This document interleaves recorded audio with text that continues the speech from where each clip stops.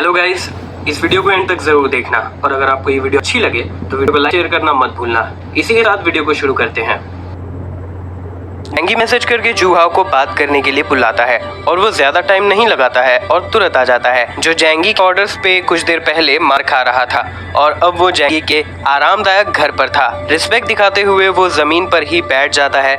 जैंगी का वेट करते हुए जैंगी वोंग साइमन से डील करने से पहले सब कुछ जानना चाह रहा था। जूहाओ कुछ कहना चाह रहा था लेकिन उससे पहले ही जैंगी उसे चुप करने कहता है और फोन दिखाने कहता है। जूहाओ बहुत घबरा जाता है कि वो उसका फोन क्यों देखना चाहता है। जैंगी कहता है जल्दी करो, मैं तुम्हारी और वांग साइमन की बातें पढ़ना चाहता हूँ। जूहाओ उसे मना करता है कि ऐसा मत करो। जैंगी उसका कॉलर पकड़ लेता है और गन पॉइंट करते हुए कहता है क्या तुम मुझसे कुछ छुपा रहे हो। जूहाओ बहुत डर जाता है और अपना फोन उसे दे देता है। जूहाओ बताता है उसने जैंगी को बहुत कुछ बुरा भला कहा है लेकिन वो सब बस एक एक्ट था, जैंगी कुछ भी बुरा ना लगाए। जैंगी देखता है जूहाओ ने उसके बारे में वांग साइमन को सब कुछ बता दिया है और वो मिलकर जैंगी से सब कुछ लेने की बात कर रहे थे।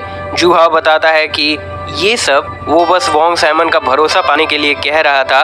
जैंगी थोड़ा सोचने लगता है कि वांग साइमन उसके वेपन्स, स्नोमोबाइल और बंकर अपार्टमेंट के बारे में सब जानता है जिसका वो फायदा उठा सकता है।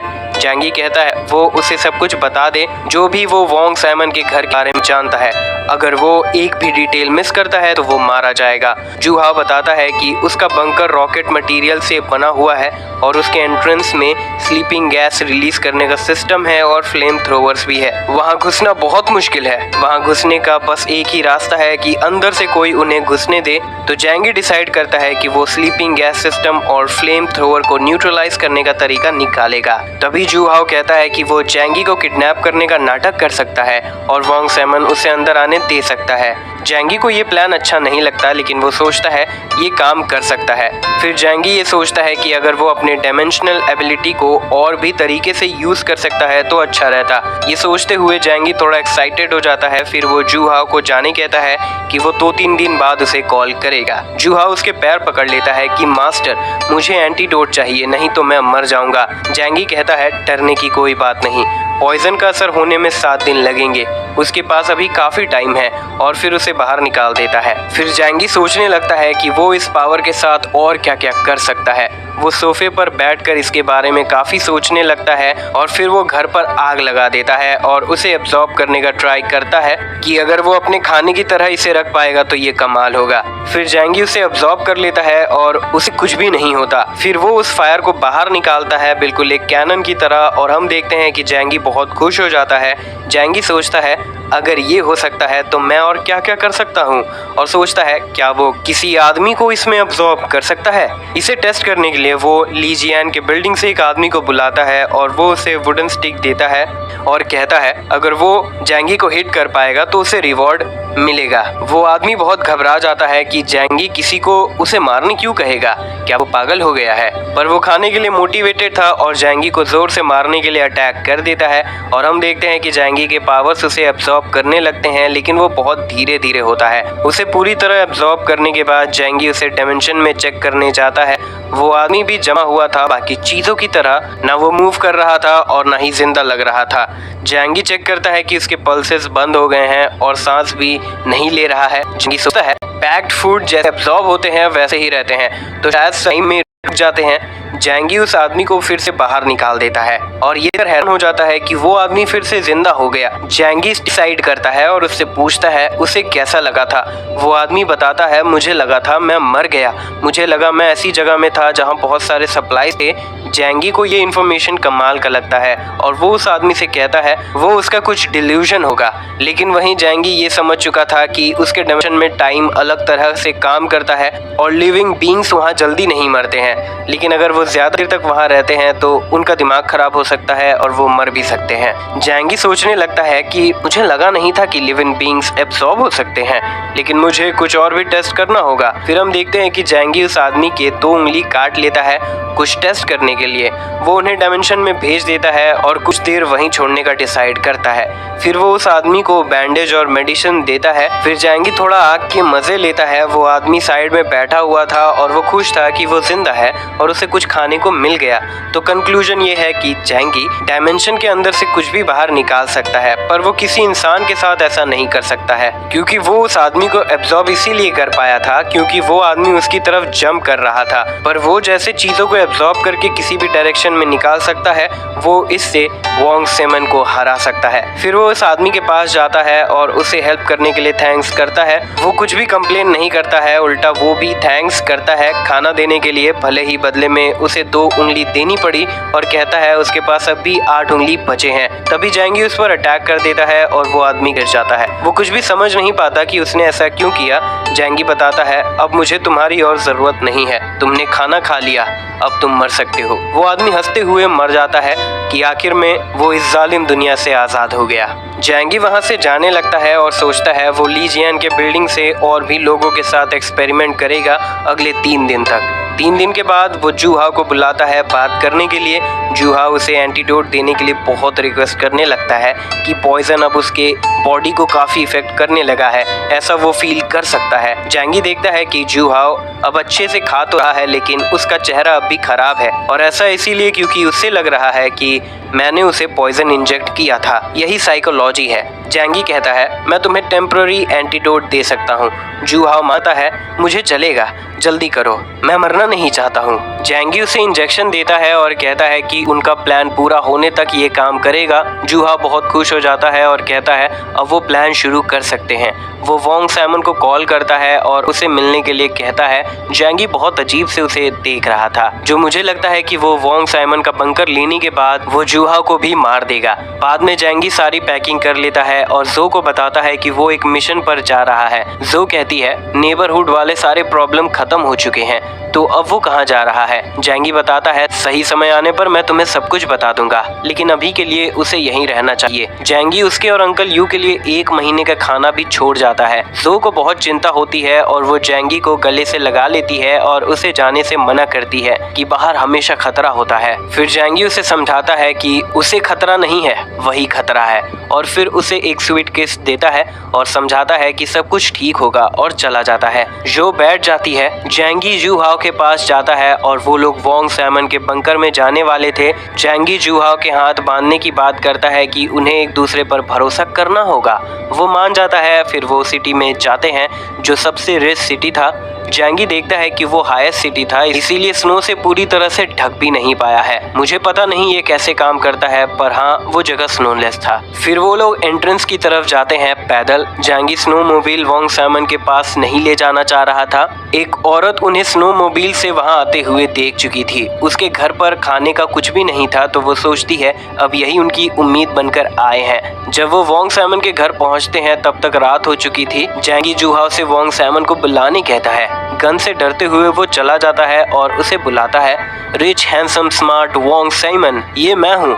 मैं यहाँ स्नोमोबाइल के लिए नेगोशिएशन करने आया हूँ। वहीं वोंग सैमन ये देखकर कंफ्यूज था कि वो लोग आज यहाँ क्या कर रहे हैं। उन्हें तो कल आना था जैसे बात हुई थी, और स्नोमोबाइल भी उनके साथ नहीं है।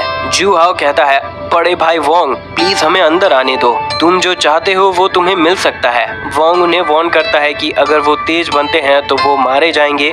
वो लोग अंदर जाते हैं और जैंगी देखता है कि उसका अपार्टमेंट इसके सामने कुछ भी नहीं है। जूहाओ आगे जाता है और बताता है कि उस गेट के बाद उसका घर है। वहीं वोंग सैमन स्माइल करते हुए एक बटन प्रेस करता है और तभी गली में डिफेंस सिस्टम ऑन हो जाता है और गैस रिलीज होने लगता है। वोंग ये देख रहा था और पूरी जगह स्मोक से भर जाता है और उन्हें चिल्लाते हुए भी सुनता है। सब कुछ शांत होने के बाद वो चेक करता है। वहीं स्मोक के अंदर जैंगी मास्क पहनने के बाद स्मोक एडॉप्ट कर रहा था। कुछ देर बाद गेट ओपन होता है। जैंगी उसके सामने आने के बाद से प्लान करता है, लेकिन जैंगी देखता है कि वो ने अपने आदमी को किया है। जैंगी बेहोश होने का नाटक करता है। वो सच जो ने बताया था, वहाँ वोंग सैमन और लड़कियां रहती हैं। वो आदमी उन्हें मारकर चेक करता है कि वो बेहोश हो चुके हैं और फिर उन्हें ले जाने लगता है। जैंगी रियलाइज करता है कि ये आदमी एक फेमस टीवी एक्टर है और वोंग सैमन का दोस्त होगा। अंदर लाने के बाद वो उन्हें जमीन पर फेंक देता है, कचड़े के बैग की तरह। वो उनके हाथ बांध देता है और सिक्योरिटी सिस्टम की तारीफ करता है। वॉन्ग साइमन कहता है कमाल तो होना ही था क्योंकि इसे बनाने में बहुत पैसे लगे थे। और बात करते हुए जाने लगते हैं कि जैंगी अपना स्नोमोबाइल कहाँ छुपा सकता है। वहीं जैंगी स्मोकिंग गैस रिलीज करने लगता है। वो दोनों कंफ्यूज हो जाते हैं कि वो नींद में क्यों आ रहे हैं और दोनों नीचे गिर जाते हैं। जैंगी खुद पी कर चुका था। जैंगी उन्हें बांध देता है और उनके वेपन्स ले लेता है। उनके पास गोल्ड प्लेटेड डेजर्ट ईगल्स थे, वो उन्हें रख लेता है। जैंगी उसके घर को देखने लगता है कि वो बहुत आलीशान था। वो सभी रूम्स को चेक करता है। एक रूम में इंडोर गार्डन था जो अब जैंगी का हो चुका था। ऊपर के फ्लोर्स में उसे गेम रूम मिलता है और एक रूम में कुछ लड़कियां, वो सभी बेहोश पड़ी हुई थी। फिर वो एक रूम में जाता है जिसमें डॉग्स एंड कैट्स लिखा हुआ था। वहाँ वो देखता है उसमें लड़कियां कॉस्प्लेयर्स थी। एक जागी हुई थी जो रोते हुए वॉन्ग साइमन से माफी मांगती है कि हम गलत थे। वो जैंगी के पैर पकड़ लेती है और कहती है वो बस थोड़ी देर के लिए बाहर जाना चाहती है और वो कुछ भी करने को तैयार है। जैंगी उसे तुरंत मारकर गिरा देता है और समझ जाता है कि यहाँ क्या चक्कर चल रहा है। जैंगी उन सभी को मार देता है। फिर जैंगी विजिलेंस रूम जाता है और सिटी का मैप देखता है और देखता है कि सब कुछ यहीं से कंट्रोल हो रहा है। वो सभी 2000 रूम्स को चेक करता है जिसमें बहुत से रूम्स सिर्फ पासवर्ड से ही ओपन होते हैं। वो गिव अप कर देता है और उन अमीर आदमियों को उठाने जाता है पानी मारकर। उठ जाओ बाबू, जैंगी मजाक उड़ाते हुए कहता है। वॉन्ग साइमन को होश आता है और उसे भरोसा नहीं होता है कि वो कैसे बन गया। वो पूछता है तुमने ये कैसे किया।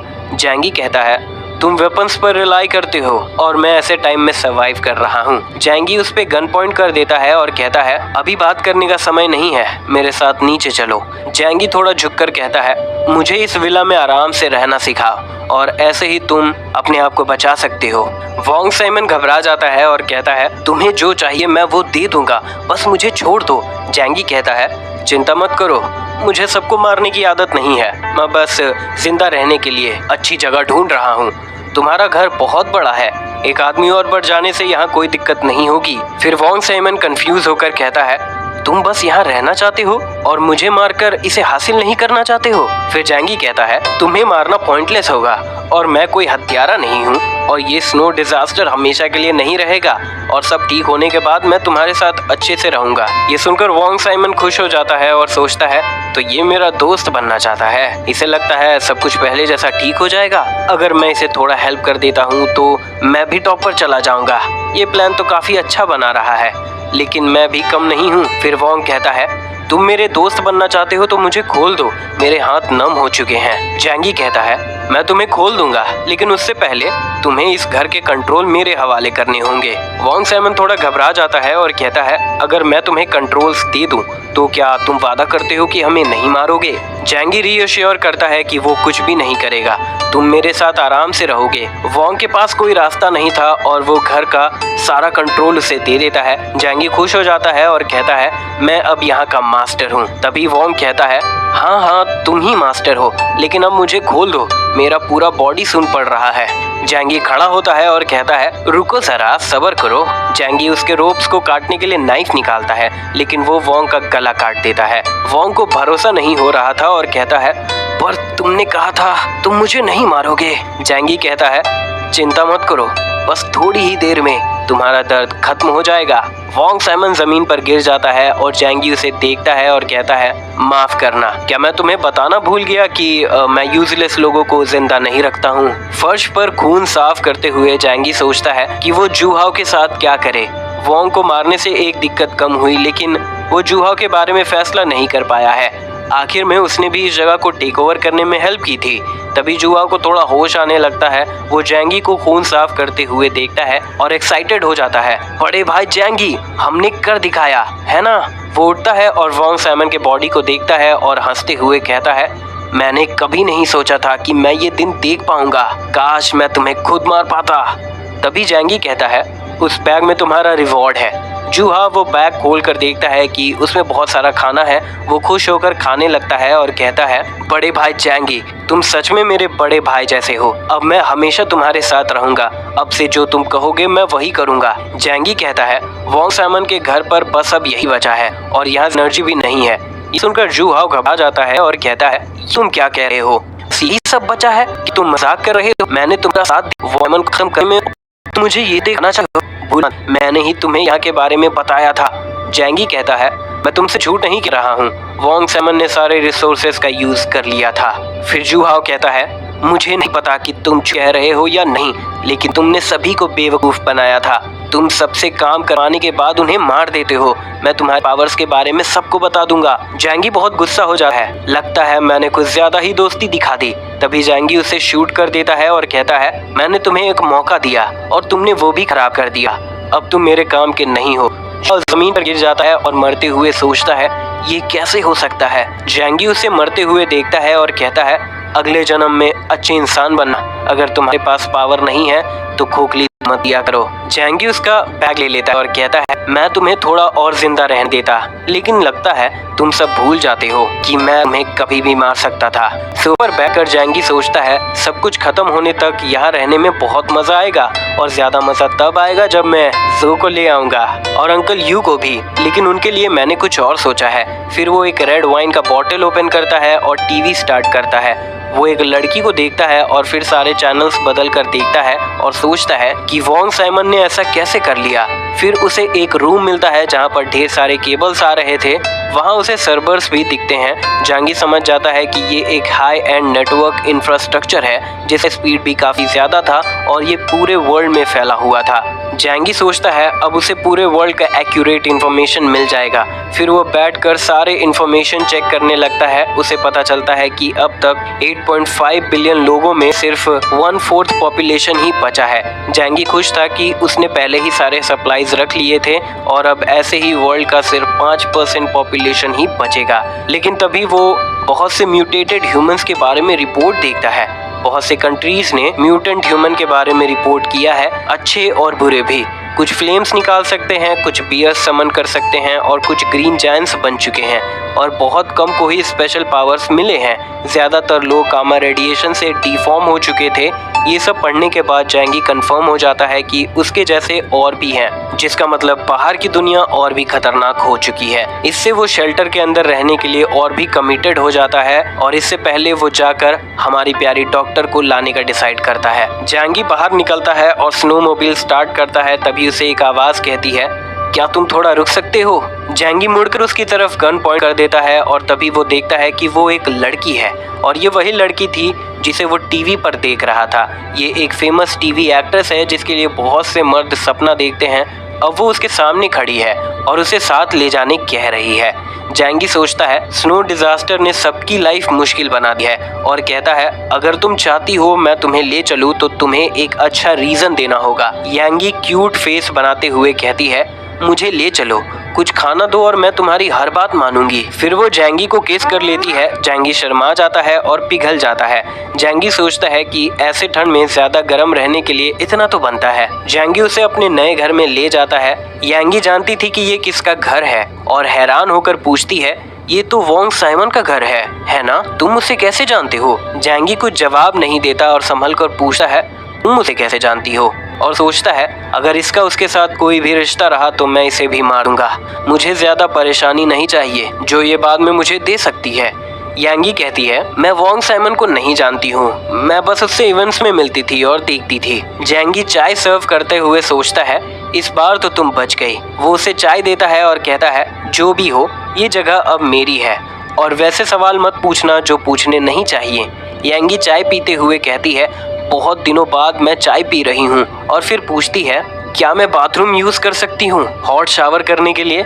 जैंगी उसे मना नहीं कर पाता। जैंगी अपने कपड़े रूम में खोलकर नहाने चली जाती है और काफी टाइम लगाती है और सोचने लगती है कि वो जैंगी के फायदे कैसे कैसे उठा सकती है और उसके ब्यूटी के साथ ये आसान होगा। और बाकी मर्दों से जैंगी उसे काफी स्मार्ट भी लगता है। वो सोचती है उसका गुड लक अब भी खत्म नहीं हुआ है। अब वो जैंगी के साथ कुछ महीने रहने के लिए तैयार है।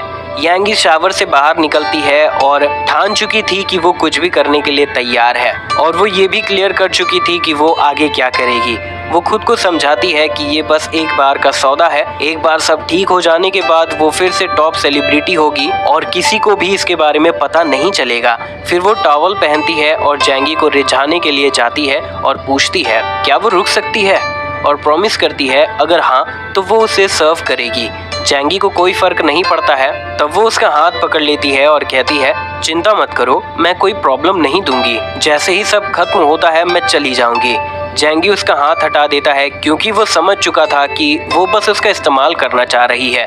वो रेड वाइन का सिप लेता है और कहता है, तो तुम्हें लगता है कि डिजास्टर खत्म होने के बाद सब कुछ पहले जैसा नॉर्मल हो जाएगा, वो भी तुरंत। यांगी घबरा जाती है और कहती है, हाँ सब कुछ पहले जैसा हो जाएगा, और अगर ऐसा नहीं हुआ तो मेरे सारे अचीवमेंट्स का कोई मतलब नहीं रहेगा। जैंगी उसे समझाने के मूड में नहीं था और कहता है, अगर तुम्हें लगता है सब कुछ ठीक हो जाएगा तो वही सही, लेकिन अभी तुम मेरे घर पर हो तो मेरे रूल्स फॉलो करोगी। जैंगी यांगी को पास लाता है और यांगी समझ जाती है। जैंगी उसे किस करता है ये जानते हुए कि वो मना नहीं करेगी क्योंकि वो खुद से उसके पास आई थी। सब कुछ हो जाने के बाद जैंगी उसके लिए कपड़े निकालता है अपने डायमेंशनल स्पेस से और उसे दे देता है।